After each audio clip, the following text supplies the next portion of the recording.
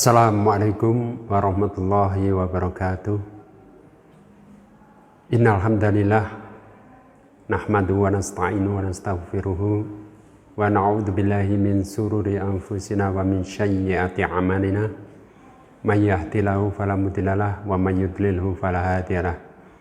Asyhadu an la ilaha illallah wahdahu la syarikalah wa asyhadu anna Muhammadan abduhu wa rasuluh. Allahumma sholli wa sallim ala Muhammadin wa ala alihi wa sahbihi ajmain. Amma ba'd. Alhamdulillah, anak-anak SMP Muhammadiyah 8 yang berbahagia, di momen Ramadan kali ini kita patut bersyukur kepada Allah Subhanahu wa taala. Yang pertama, kita sudah diberi kesempatan oleh Allah Subhanahu wa taala untuk bisa memasuki bulan mulia nan penuh barokah seperti Ramadan kali ini. Dan yang perlu kita pahami bahwa Ramadan itu juga adalah bulan ibadah, syahrul ibadah, di mana dengan Ramadan kita diberi kesempatan oleh Allah Subhanahu wa taala untuk meraih pahala yang sebesar-besarnya, untuk meraih keutamaan, kemuliaan jadi diri sebagai seorang mukmin di bulan yang mulia ini.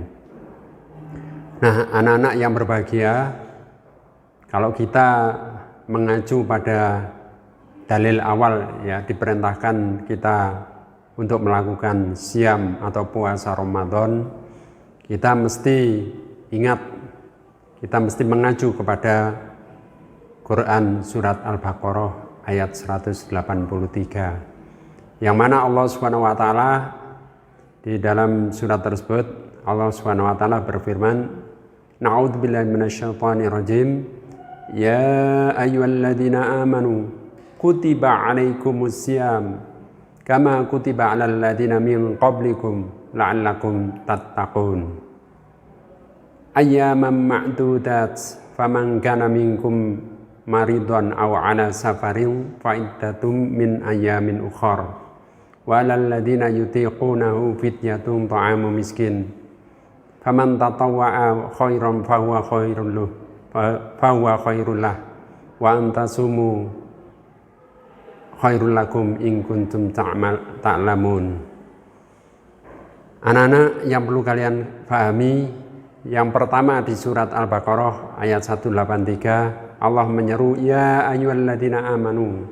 Yang diseru oleh Allah itu hanyalah amanu, orang-orang beriman. Kenapa Allah di situ menyeru kepada orang-orang beriman, bukan ya ayyuhal muslimun, bukan ya ayyuhan nas, hai sekalian orang-orang muslim, atau hai sekalian manusia, tidak. Tapi di situ Allah tegas menyatakan ya ayyuhalladzina amanu, yaitu orang-orang yang beriman. Ya. Di sini ada perbedaan antara orang-orang beriman dengan orang-orang muslim. Kenapa? Kalau orang beriman itu sudah jelas muslim. Tapi kalau orang muslim belum tentu dia beriman. Ya, di sini jelas perbedaannya. Allah Subhanahu wa taala menyeru syariat puasa, perintah puasa ini kepada orang-orang beriman, bukan kepada orang-orang muslim. Kenapa? Kalian lihat ya di dalam keseharian, di masyarakat sekitar kalian, di sekitar keluarga kalian, ada enggak orang-orang yang mereka itu mengaku muslim, agamanya Islam, KTP-nya muslim, tapi mereka tidak berpuasa? Nah, kira-kira ada enggak? Ada kan? Ya. Ini menunjukkan bahwa perintah puasa yang diberikan oleh Allah Subhanahu wa taala itu hanya kepada orang-orang beriman. Kalau dia orang beriman, dia itu mukmin, beriman, yakin kepada Allah, sudah pasti dia akan melakukan puasa dan dia tidak akan berani meninggalkan perintah puasa karena Allah sendiri yang memerintahkan. Itulah kenapa Allah menyeru kepada orang-orang beriman. Karena banyak orang-orang saudara kita itu yang muslim tapi di bulan Ramadan mereka tidak puasa. Banyak saudara kita itu muslim tapi mereka tidak melakukan sholat. Banyak saudara-saudara kita itu yang mereka muslim tapi mereka masih gemar melakukan maksiat, ya, melakukan pelanggaran kepada Allah Subhanahu wa taala. Nah, ini mereka ini muslim tapi mereka belum tentu beriman. Nah, sedangkan orang mukmin, orang yang beriman tidak mungkin melakukan itu semuanya. Orang beriman pasti melaksanakan puasa, pasti menjaga sholat, pasti mereka takut untuk berbuat maksiat dan seterusnya. Nah, anak-anak sekalian, jadi jelas di situ Allah memerintahkan kita untuk melaksanakan siam puasa ini. Kama kutiba 'alal ladzina min qablikum. Ya.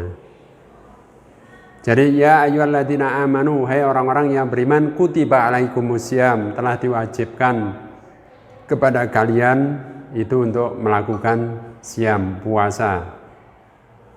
Kama kutiba 'alal ladzina min qablikum, sebagaimana Allah telah mewajibkan kepada orang-orang sebelum kamu, sebelum kalian.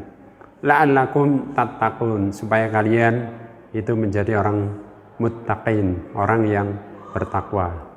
Nah, di sini ada beberapa hal penting yang perlu kita garis bawahi. Yang pertama tadi yang diseru oleh Allah siapa? Yaitu orang-orang beriman. Ya ayyuhalladzina amanu. Kemudian yang kedua bahwa kama kutiba 'alal ladzina min qablikum, bahwa syariat puasa, seruan puasa ini itu sudah pernah diwajibkan kepada orang-orang sebelum kalian. Berarti sebelum umat-umat sebelum umatnya Nabi Muhammad ini juga pernah diserukan oleh Allah untuk melaksanakan puasa ini. Kemudian yang ketiga, tujuan daripada Allah mensyariatkan puasa, ibadah siam kepada kita ini adalah la'allakum tattaqun, supaya kalian itu menjadi orang-orang muttaqin, orang yang bertakwa. Nah, orang muttaqin itu punya kedudukan derajat yang paling mulia, paling tinggi di sisi Allah Subhanahu wa taala.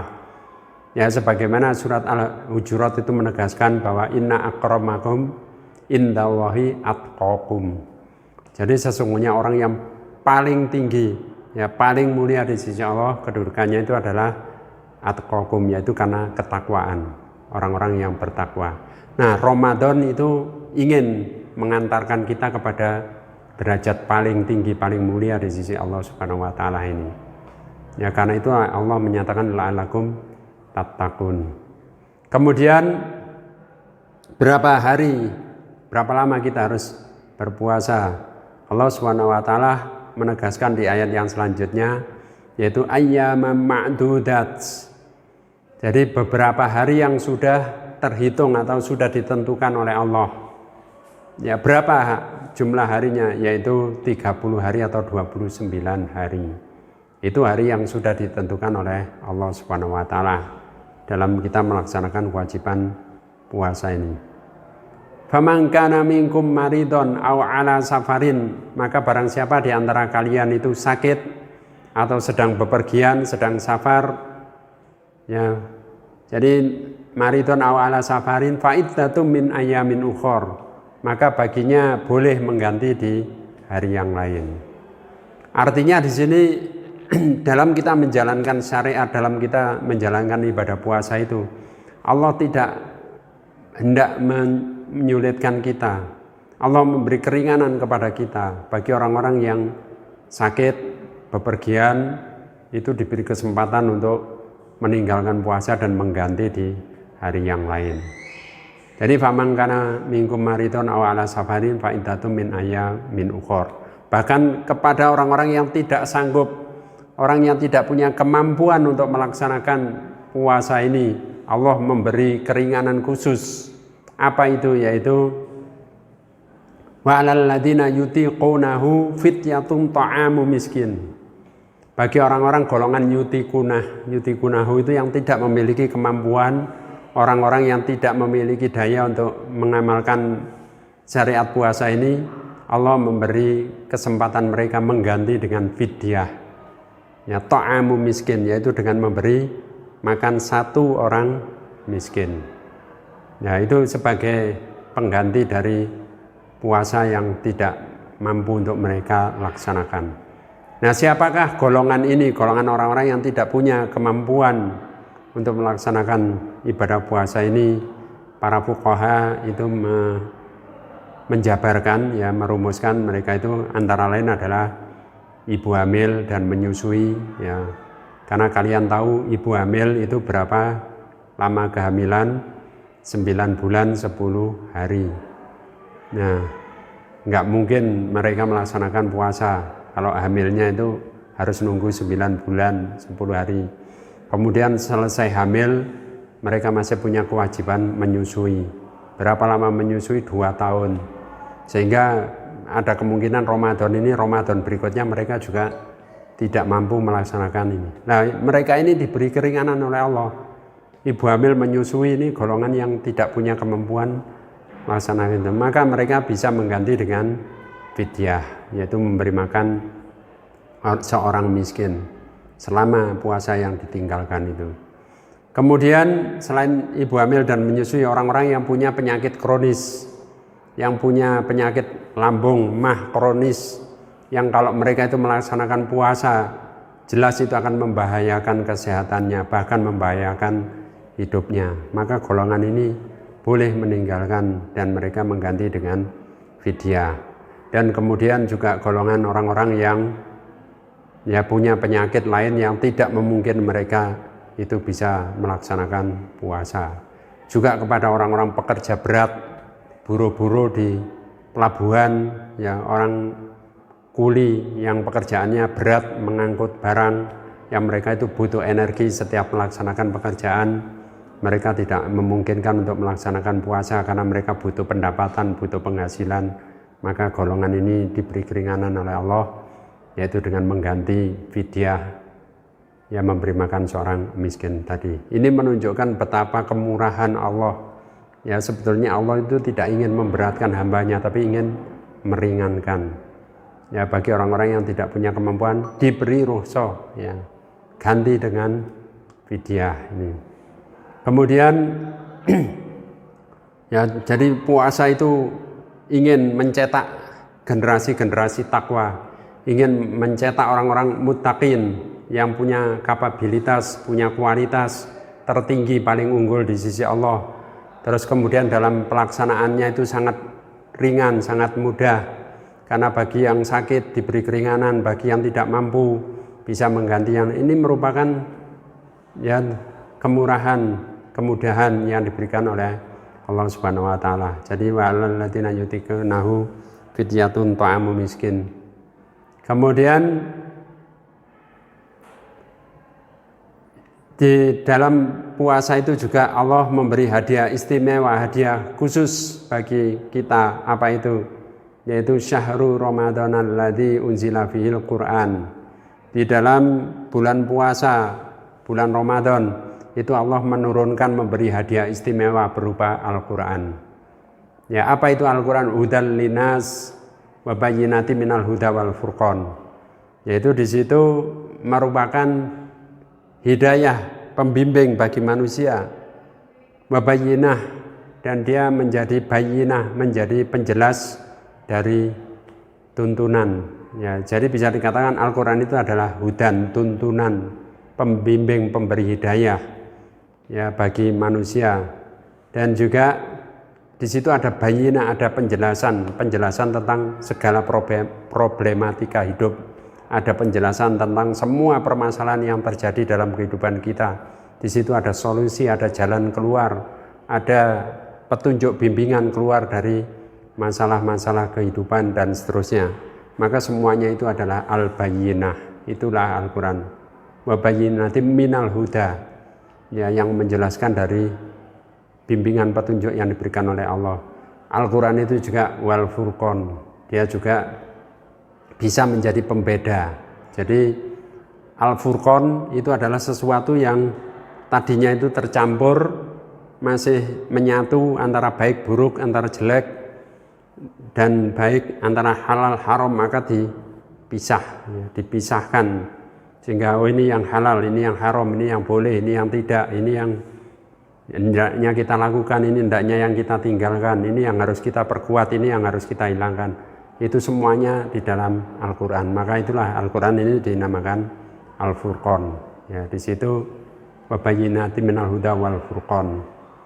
Ya, maka itulah keistimewaan daripada Ramadan. Belum lagi kalau kita mengacu kepada hadis-hadis Nabi, hadis-hadis Rasulullah yang mulia.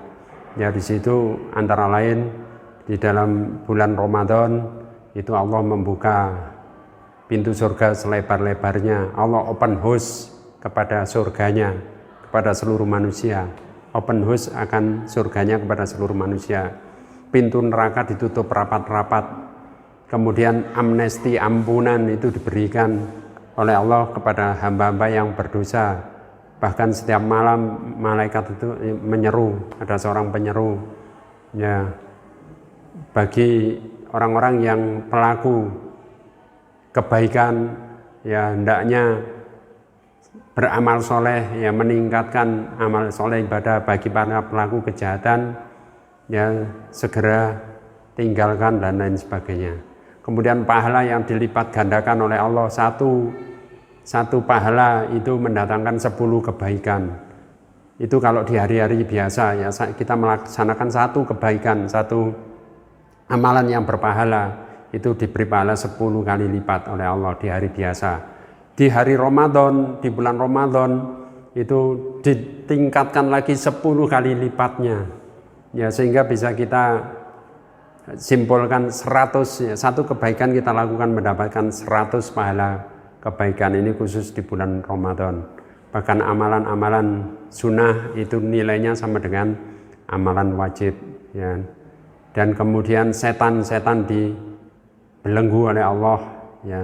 Setan-setan yang biasa mengganggu, menyesatkan manusia itu diikat erat-erat, ya. Dan kemudian di situ amal kebaikan, rahmat Allah itu dicurahkan kepada hamba-hambanya, ampunannya juga terutama di malam, dan berbagai keistimewaan yang lain. Nah, itulah Ramadan yang oleh Allah, ya, merupakan bonus khusus yang diberikan kepada kita umatnya Nabi Muhammad SAW. Kemudian kita sebagai manusia, kita menyadari kita ini senantiasa berbuat dosa, kita tidak bisa luput dari kesalahan, umur kita ini pendek, ya. Tapi Allah memberikan ampunan, ya. Seandainya hambaku ini mendatangiku dengan seluas samudra dosa dan kesalahan, maka aku akan memberikan ampunan sebanyak itu pula.